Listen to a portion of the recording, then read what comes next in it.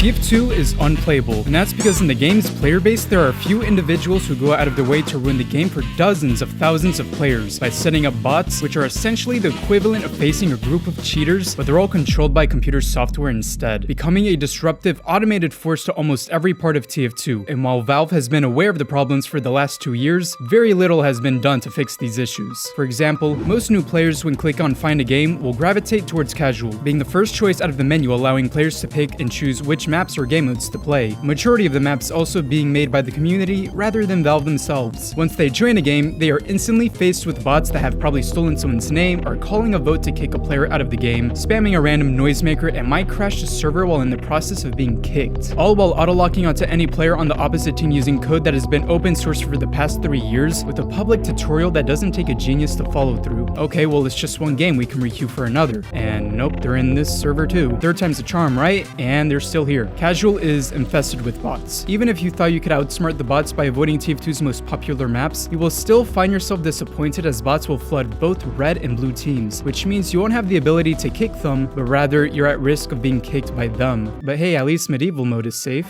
Oh. It's become a sort of chore to enjoy casual. So what if we try the next tab on the menu, competitive? You know, the one that they're trying to sell to users if they don't have a premium account and phone number connected to their Steam account? Well, besides the horrifyingly long time to get into a match, you're going to find that it's essentially a playground for cheaters. The first few matches I got queued into just had real players toggling on from the second they got in. Not too different from bots in casual. But it doesn't end there, because it turns out there's bots in competitive too, which I would imagine have no other purpose than to try and annoy players by disconnecting and reconnecting before the game is about to begin to restart the timer, as well as, you know, doing what every bot does best. But you might say, it's just one bot. You'd think whatever team who's also been queuing for up to and doesn't mind kicking them. Well, also turns out that the vote menu is disabled. You have no choice other than to abandon the game if you want to find another match that doesn't include a bot, or a player who will toggle midway throughout your match. And there is a way to have a playable experience in TF2, but it does come with its own downsides. Community servers can do a pretty good job at replicating both casual and competitive experiences, given you know how to navigate the community browser that is home to several different game modes and maps that aren't regularly seen in TF2's selection. There's still a chance to run into the issue of several differently named servers redirecting you to the same server, and if you're some sort of content creator who decides they'll stream themselves playing any Valve or community server, expect the server that you're in to get DDoS, because it's not hard to grab the IP and ruin your stream for a few minutes. Or like when you're streaming in order to raise money for a charity, there have been people who have tried to DDoS servers that were used in a charity stream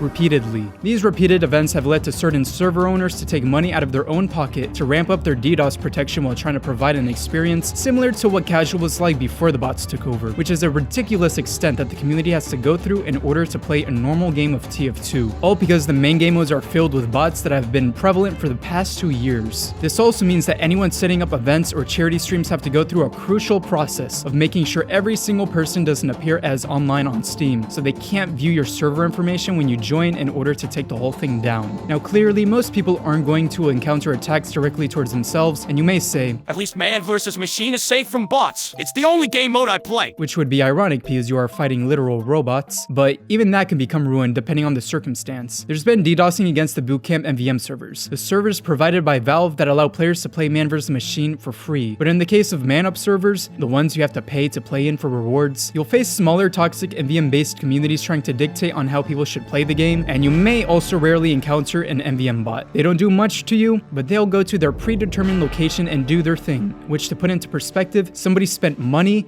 and ran code in order to have a bot cheat through a PvE game mode in order to get some kill streak kits that probably aren't worth a quarter of what they spent. Looking at the game entirely, there is essentially bots in every game mode. The entire problem beginning with cat bots in early 2018 that almost acted as normal players and escalated over time to toggle on every possible cheat, somehow removing cosmetics from your loadout, crashing the server, mic spamming audio whether it's something that would get my video demonetized, or music that obnoxiously blares through the voice chat system. The same system that received the paywall with the expectation that bot hosters wouldn't upgrade all their bots into premium accounts, while actual free-to-play players can't use text chat, voice chat, or even the in-game character voice commands, which is just ridiculous. If they aren't going to fix the problem for their player base, then they shouldn't be allowed to profit millions of dollars off of its thriving and talented community. It's about time for Valve to take the development of this game more seriously.